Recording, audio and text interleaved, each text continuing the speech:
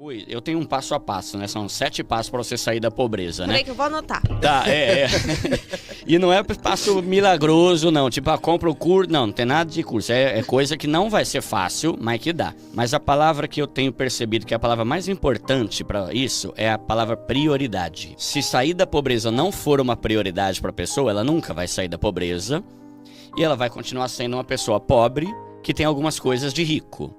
Como, por exemplo, celular caro, relógio caro, tênis caro, né? Porque aqui no Brasil a gente valoriza muito esse negócio do ter, né? Tem uma cultura da ostentação aqui que é muito forte.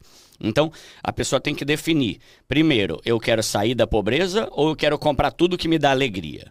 Porque se é isso, você vai continuar sendo um pobre, que tem coisas que te dão alegria, só que quando vier um perrengue, você tá ferrado. Você não tem dinheiro, você não tem reserva de emergência, você não tem absolutamente nada, aí vai entrar na fila das pessoas lascadas no Brasil que estão num buraco e se afunda cada vez mais.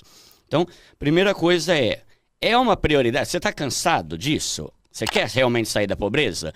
E quando eu falo sair da pobreza, eu não estou falando de você ter milhões.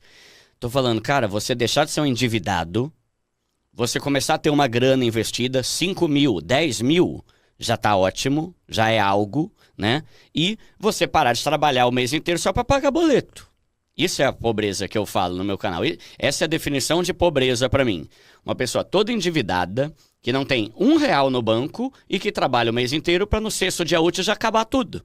Né? Então, isso que eu quero resolver na vida das pessoas. E isso é muito mais fácil, embora não seja fácil, mas é muito mais fácil do que você juntar 1 milhão. Então, às vezes eu sinto que as pessoas ficam muito nesse papo de como juntar seu primeiro milhão?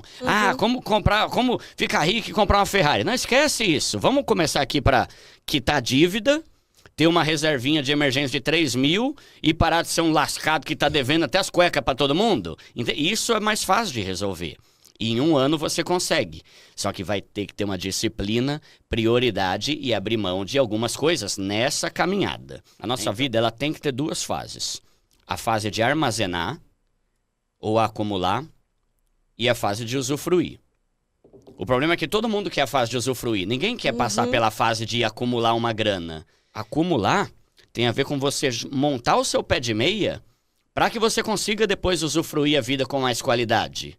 Porque a verdade é que quando você fica comprando coisa, mas seu saldo tá no negativo, você não tá curtindo. Você não tá feliz. Por dentro você tá no cagaço. Caramba, mano, eu tô aqui na balada, putz, mas aqui dentro, caramba, velho, não tenho dinheiro pra pagar essa conta, né? Mano, o que eu vou fazer semana que vem? Eu não tenho comida na geladeira, né? Então, você não tá curtindo. Por quê?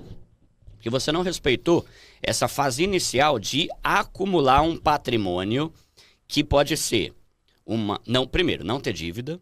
Segundo, ter uma reserva de emergência de pelo menos 3 mil. E começar a investir, bota ali 5 pau. Você tem uma reserva e 5 pau investido, você já pode começar a curtir mais. Só que a pessoa quer curtir sem ter isso. E aí ela tá sempre lascada. Porque aí é aquele negócio, por ela não ter dinheiro, um imprevisto vai acontecer. E quando acontecer, ela vai fazer o quê? Parcelar no cartão de crédito. Assim ela tá sempre num buraco, entende? Ela tá sempre num buraco porque ela não tá priorizando ter as finanças em dias. Ela tá priorizando ter o tênis dos sonhos. Ela está priorizando ter o relógio mais caro. Por exemplo, quem dá importância para a reserva de emergência hoje? Ninguém. O que é reserva de emergência? É você ter uma grana separada para ser usada em situações de emergência.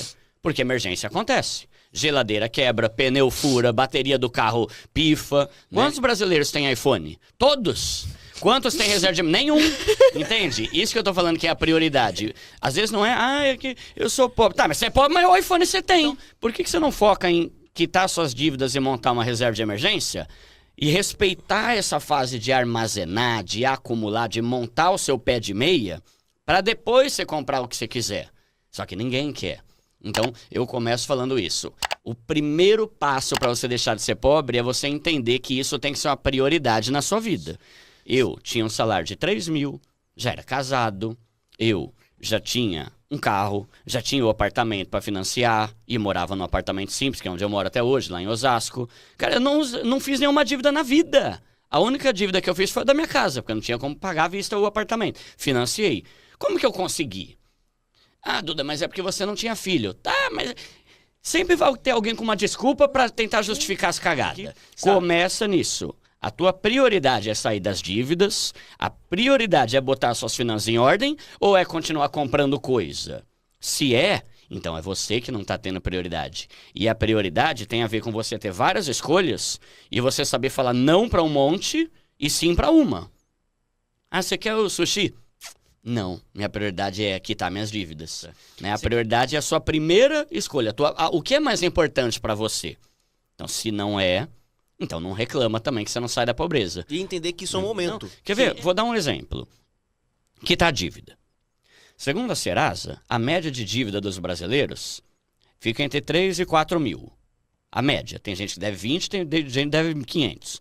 A média é 3 pau, então vamos botar 3 pau e meio, 3.500.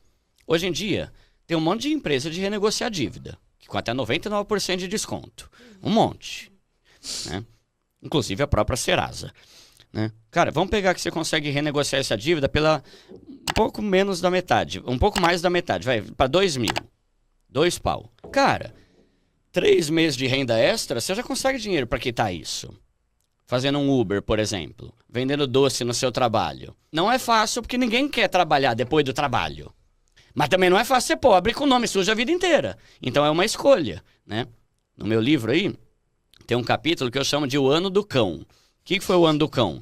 Cara, foi um ano que eu botei na minha cabeça, velho. Eu prefiro trabalhar que nem uma jamanta por um ano, mas mudar de vida, do que continuar pobre a vida inteira, né? Então, foca nisso. E a renda extra é uma coisa fundamental na vida do brasileiro.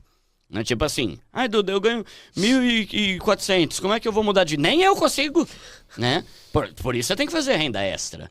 Como que eu tinha uma vida legal quando eu era CLT? Eu trabalhava como auxiliar administrativo numa escola de educação infantil normal, ganhava ali minha graninha, só que eu tinha outras 6 fontes de renda. Então eu dava aula particular de música, que é a minha formação, né? Eu fazia site, eu aprendi a fazer site no YouTube. Editava vídeo, eu trabalhava CLT, eu tinha uma banda de músicos para casamento, eu tocava em casamento de sábado e domingo, entende? Se fosse para eu depender só do meu salário, eu estaria lascado como a maioria tá.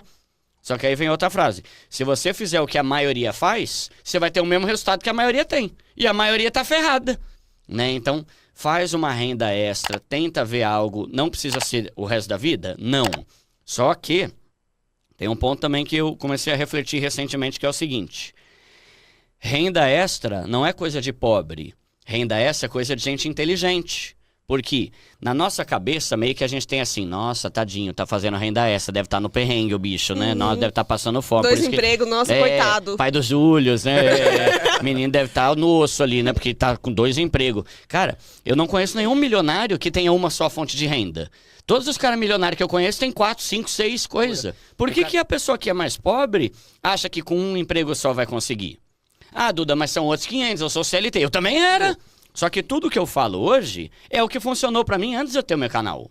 Renda extra, tomar cuidado com cartão de crédito, ter prioridade, não comprar nada pra ficar impressionando os outros, sabe? Tipo, você saber falar não pros pequenos desejos. Então, tudo isso, antes de ter meu canal, já me permitiu ter uma vida legal.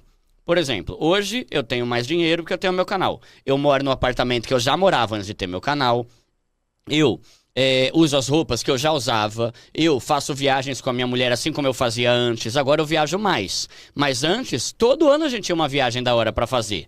E sem se endividar. Por quê? Porque eu tinha prioridade. Eu pegava a grana da minha renda extra, botava na poupança todo mês. Por quê? Porque no final do ano eu quero viajar com a minha esposa. Entende? Só que o problema é, vai ter gente que vai se vitimizar, vai ter gente que vai falar que é difícil. Mas quando eu falei que é fácil? Você acha que eu gostava de ter 6 trabalhos? Caramba, né? Só que valia a pena, porque eu não era um endividado, eu tinha saúde emocional, eu sabia que eu ia ter 6 empregos, trabalhos, né? Até quitar meu AP, porque eu fiz disso uma meta. Eu quero quitar esse AP. Vou ficar 30 anos pagando, cara. Mas é melhor você ter um esforço por um período, né? Eu não pretendia ter 6 empregos a vida inteira. Eu estabeleci metas, eu quero quitar esse AP aqui, mano, eu quero quitar esse bagulho. Aí eu falei pra minha esposa, que é o que eu falei do livro O Ano do Cão, que foi 2021, né? Então, trabalhava, dava aula, fazia site, tocava em casamento sábado e domingo, fazia site de madrugada, deixamos de ir no shopping, seguramos. Mas eu botei um prazo. E esse que é o diferencial. Eu vou fazer isso até tal coisa. Lembra que eu falei? A fase de acumular e tem que chegar à fase de usufruir. Então tem 2 erros aqui. A pessoa que não quer respeitar a fase de acumular e já quer ir para de usufruir.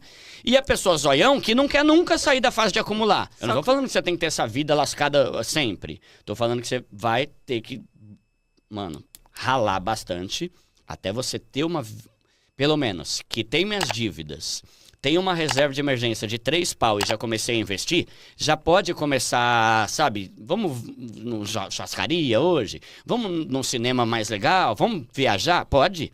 Só que você respeitou e você não tá mais na dependência de dinheiro dos outros, porque você fez o seu pé de meia.